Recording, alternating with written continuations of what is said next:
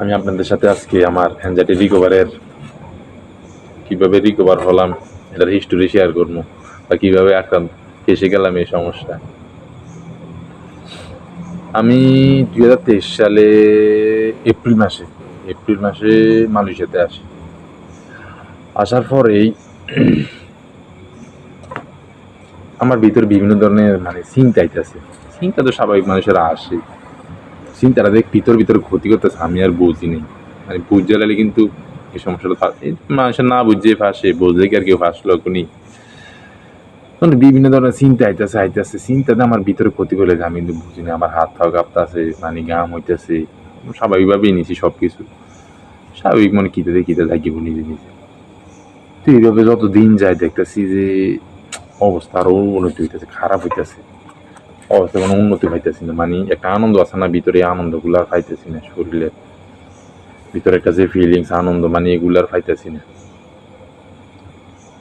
তো আমি তো স্বাভাবিকভাবে নিছি, নেওয়ার পরে দিন স্বাভাবিকভাবে চলে যাবো না, কোনো কিছুরই আমি পজিটিভ ভাবে নিতে পারতেছি না। সব কিছুই নেগেটিভ। আগে নেগেটিভ, পজিটিভ ভাবে কোনো কিছুরই নিতে পারতেছি না। একটা মানুষের হাসি খুশি, সবার সাথে চলাফেরা, এগুলার আমি নিতে পারতেছি না।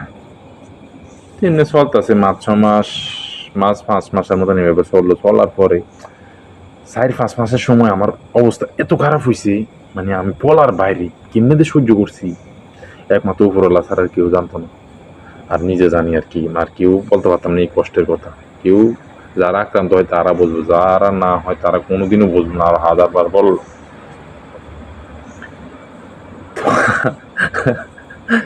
আমার হাসিয়ে এই কথা শুনলে বুঝছেন। তো মনে করেন এই যে আমি আক্রান্ত হয়ে গেলাম, বুঝলেন, ফাইসে গেছি এক হিসেবে। আক্রান্ত হইতে ফাইসে গেছি, বুঝলাম পারি নেই। তো অবস্থা এত খারাপ হয়েছি, আমি আর মনে করেন না যে এটা থেকে উঠতে আমি পারি না। কি করেম আমার মাথা আর খেলতেছে না আর কি। তারপর আমি হাসতেছি, এটা মনে করেন আমি কিন্তু বহুত কষ্ট করছি। এখন মনে করেন আল্লাহর রহমতে আলহামদুলিল্লাহ যথেষ্ট পরিমাণ সুস্থ।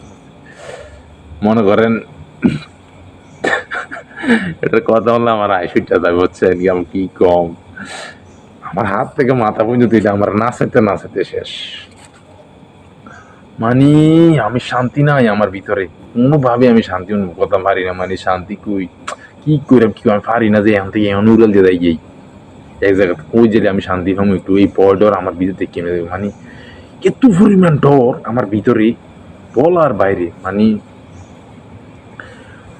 ডর অতিরিক্ত, এই আন্দার হইলে আমি কিছু সহ্য করতাম না। আমার ভিতরে শুধু ভয় কাজ করতো, একটা চিন্তা এলে ভয়, এটা আমার সাথে হইয়া যাবো, এরকম ভিতরে অনেক ভয় কাজ করতো।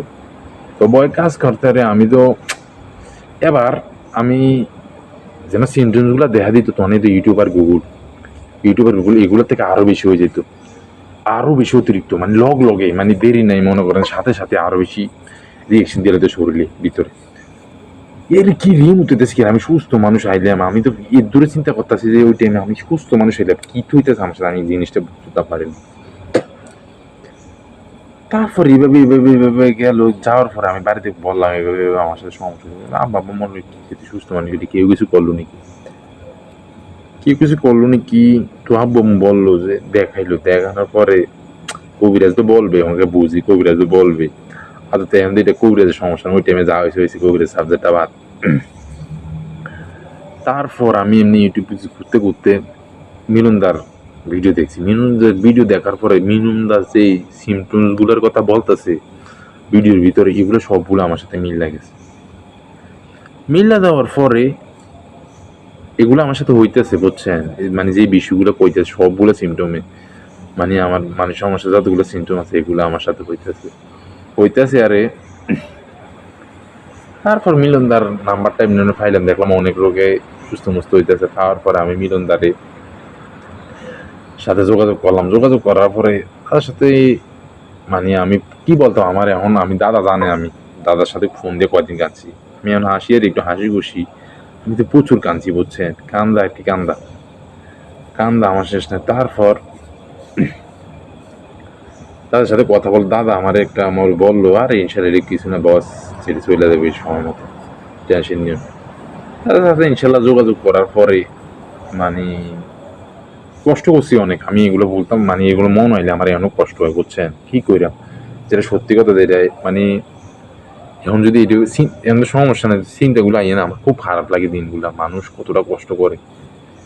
একটা মানুষ সুস্থ থাকলে সুস্থতা কত বড় নিয়ামত, আপনি অসুস্থ হলে বুঝতে পারবেন, বুঝছেন।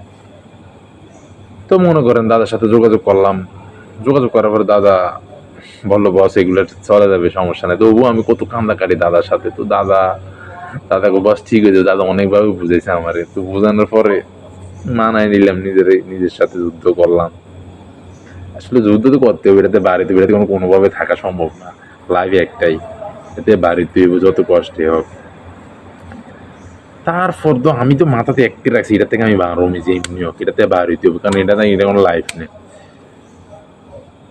তো দাদার সাথে যোগাযোগ করার পরে ইনশাল্লাহ দাদা একটা মানে দাদার রুলস গুলা বললো কিভাবে কিভাবে করতে হইব, তো দাদা সবকিছু দিল, দেওয়ার পরে দেখি প্রথম কষ্ট হয়েছে অনেক, কষ্ট কি মানে ধৈর্য সাইরা দিয়ে এই আবার না সারা যায় তো না, বাড়িতে যা কদিন লাগে তোর একদিনকে আমার যা কদিন লাগে কর।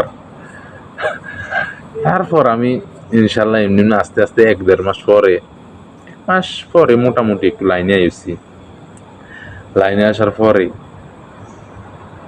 তো তারপর এখন তো প্রায় সুস্থ, কোনো সমস্যা না, সুস্থ। তো দাদারে আমার কথা একটাই, বুঝছেন সমস্যাটা মানসিক সমস্যা। তো দাদারে দাদা যদি মনে করেন হেল্প না করতো তো এই সমস্যা থেকে বাড়ানোর কোনো পথ ছিল না। দাদার সাথে যোগাযোগ করলাম ইনশাল্লাহ, এরপরে ধীরে ধীরে সুস্থতার দিকে দেখি যে ভালো লাগতেছে, নিজের শরীরের কনফিডেন্স পাইতেছি, সব কিছু পাইতেছি, এইভাবে সামনের দিকে আগাইতে থাকলাম। তো ইনশাল্লাহ এখন মনে করেন এখন আমার হাসি হচ্ছেন, এগুলো মন হইলে হাসিয়া দেই, মন খারাপ করে এখন হাসিয়া দেই। এটা তো আসলে আদতে কিছু নেই, এটা নিজের মনের ভুল, এটা তো কেউ আর ইচ্ছা করে ভাষা না, মনের অজান্তে ফাইসা যায় মানে এই সমস্যাটা তৈরি করে। কিন্তু যাই হোক, মনে করেন আপনারা যারা আছেন ইনশাল্লাহ সবাই বাইরে যাবেন, কেউ থাকবেন না। দাদা অনেক হেল্প করছে, বুঝছেন দাদার মতো মানুষ হয় না। মিলন দাদা এমন একটা মানুষ, আমি বলি আমি যথেষ্ট পরিমাণ মানুষের জন্য ঘরে, বুঝছেন উনি আমার যতটুকু হেল্প করছে আমি একটা কথাই বলতে পারি, ওনারা আমি বলতাম না কোনোদিন, এটা আমি বলে দিয়েছি, কারণ অনেক কষ্ট আমি করছি ঠিক আছে, কিন্তু বাইরের নিয়মটা আমি জানতাম না, তো উনি আমার সব কিছু মানে বুঝাই দিছে, মনে করেন এইভাবে চলতাম, এইভাবে করতাম। তো আজকে এতটুকু আমি বুঝছি, আমি এতটুকু বলতে মিল দাদার আমি সেলুট জানাই। দাদা আমার অনেক উপকার করছে, সামনে দাদা সবার উপকার করবো, সবাই সাথে তো আছে দাদা, সমস্যা নাই। তো আগে আপনি মনে করেন আপনার ধৈর্য হারা হওয়া চলবে না, ধৈর্য ধরতে হবে, ধৈর্য ধরে এটার সাথে মোকাবেলা করতে হবে, এগুলোর সাথে মোকাবেলা কইরা তারপর মনে করেন দেখবেন ধীরে ধীরে এগুলি চলে যাবে, এটা থাকবো না, আপনি বুঝতে না পারবেন। তবে এটা এতটা কষ্ট যে বলার মতো না, বুঝছেন বহুত কষ্ট। তো আমি এতটুকু বলি, যাক আমি ভালো হয়েছি, সুস্থ আছি ইনশাল্লাহ, সুন্দরভাবে জীবনযাপন করতেছি। আপনারা সবাই সুস্থ হয়ে যাবেন। মিলন দাদারা আর সালাম, আদাব।